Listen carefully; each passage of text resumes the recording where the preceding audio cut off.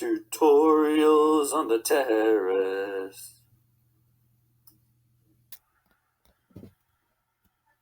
Hello.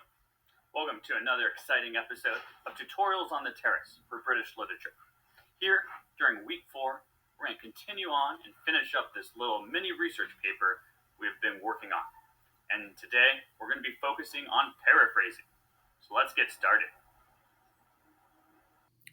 All right, so let's take a look at our plan here for today.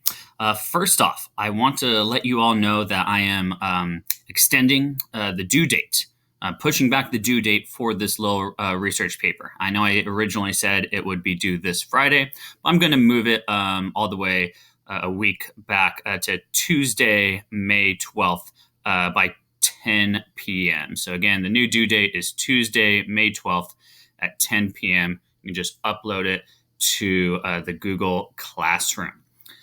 Again, late essays will be subject to the grading policy from the class syllabus, as you all know, 10% if it's late, and then 20% a week after that, and then it'll stay at that 60% for the remainder of the year. So again, we looked at last week the 8 steps to dominating the research essay. We did steps 1 through 4. We are now on steps 5, 6, 7, and 8. So step 5, of course, being effectively paraphrasing and incorporating your sources into your writing. That's what we're going to focus on today. Obviously, step 6, review your citations and your works cited section. Step 7, what you want to do is proofread any research paper to death. Yes, always read it one more time. And then, of course, step 8 is to submit. So let's talk about incorporating sources into your writing. Remember that you need to use at least 3 different sources in this essay, and one of which must come from an academic journal source. Most of you already put your works cited sections together and have shared that with me. And again, that would come at the end of the essay, and it would be listed in MLA format, listed alphabetically. I would have made a comment on your works cited section if there were some errors there. Again, you also want to make sure, though, that you use in-text citations when you quote or paraphrase from any of these sources. So you may ask, why paraphrase? Well, we need to paraphrasing essays because it's just really bad writing if all your paragraphs are just constantly made up of quotes, direct quotes from other sources. So I actually have a sample paragraph here for you to see just how bad it can be. Although many people blame smartphone usage for the increase in depression, there are other opinions on the matter. According to New York Times author Barbara Barfsinger, it is very sad that some people out there blame Twitter, Snapchat, and Instagram for teenagers' upticks in stress, when it is quite obvious that it is the fault of idiotic English teachers for this national tragedy. Harvard psychologist Dean Vomitchirp also agrees with this thought in his new book, Why English Teachers Need to Go. If only English teachers would embrace smartphones in the classroom, teenagers wouldn't feel as much stress when their phones get confiscated or when their teachers remind them that no one is liking their posts. And according to Mindful Magazine, depression among teens is more common now, not because of the burden of maintaining a perfect social media presence, but because this generation of teens aren't as connected to cute puppies. In 2002, 42% of teenagers aged 12 to 18 had puppies in their homes. Today, that number is 12%. Life coach Judith Burpenstein has said, teenagers coming home to a pet cat, giving them the death stare, can have a devastating effect on their self-esteem, which is why I also recommend getting a puppy. Sadly, more and more Americans are turning to cats for pets each year. This is the crisis. All right, so you can see in this very serious paragraph that there is some issues here. It's just introduction, transition into a quote, transition into a quote, transition into a quote. It doesn't actually have much of my own writing in there, and it just comes off sounding just bad. It's very clunky writing. So this is what we want to avoid when especially we are using lots of sources in a research paper. So if you're wondering, like, well, what is it? Well, like, what is paraphrasing then? Well, paraphrasing, again, is when you read the work of another person and then you express these same ideas and details and topics in your own words. So when this is done correctly, this is kind of the highest level of nonfiction writing. It is difficult to do. You have to kind of put it in your own words. You have to make sure you're not, doing any unintentional plagiarism. So again, this is a more demanding task, but I think it's great practice, especially if you're going to be doing writing in college. So there are some common mistakes. I think some people will just take a quote and then just right-click synonym their problems away by just, again, replacing each word with a different word. That's actually not good paraphrasing, and it can be a problem, and it is wrong. So what you want to keep in mind when you are paraphrasing is word choice and sentence structure. So in order to correctly paraphrase and not plagiarize, you cannot use the same keywords the original work used. Again, keywords are, I'm not talking about the or and, more specific words to the topic.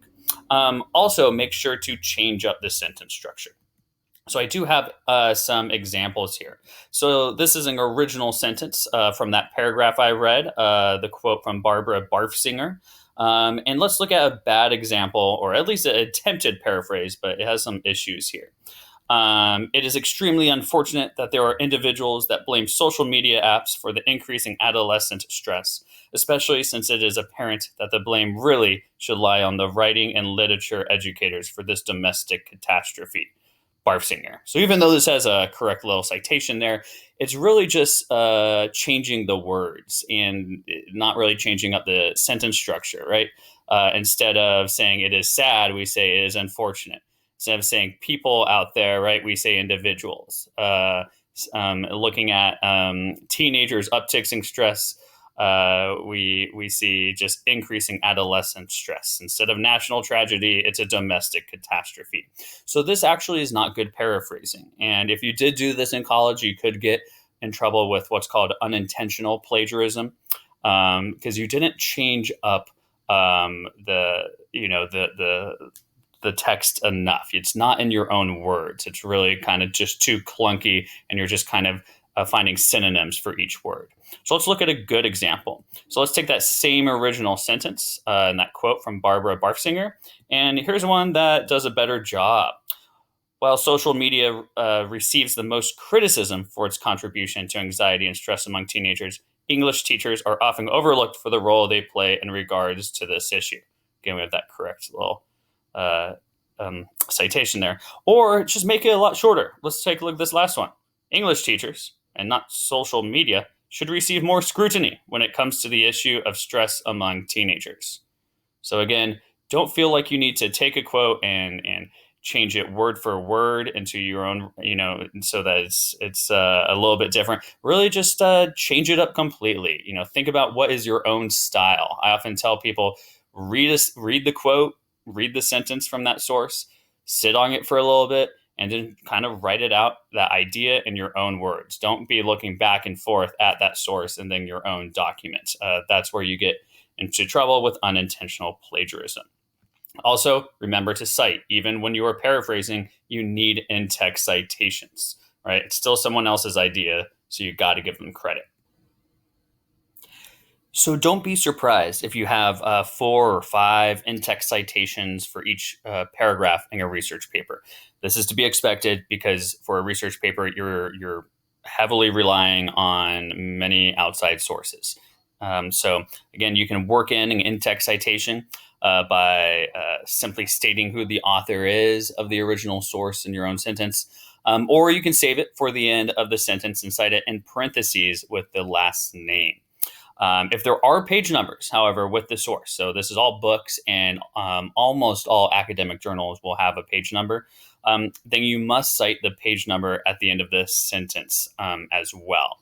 So if that is in parentheses with the last name of the author, then just right after that, you put a space and have the page number. If you already mentioned who the author is, you still need to have it in parentheses what the page numbers are.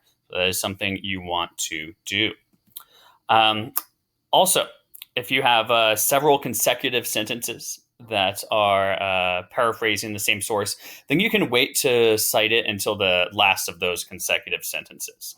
But of course, if you do bring in a new source in between that, you got to cite it again. Also, if there is no author for the source, and this happens quite a bit for online sources, then cite it in parentheses at the end of the sentence with the title of the article in quotation marks. I see sometimes people put like the website poetryfoundation.org. It's actually incorrect. If you think about the works cited MLA citation, what you always want to do is just go to the next thing if something is absent. So if there is no author name, then the next item is always the title of that article. And so this is a little bad example here. Let's say I have my blah, blah, blah. I'm paraphrasing some source. And then at the end, there is no author. I got it from Poetry Foundation. Well, I would just put the name of that page or of that article there in quotation marks, which is the poetry of John Keats.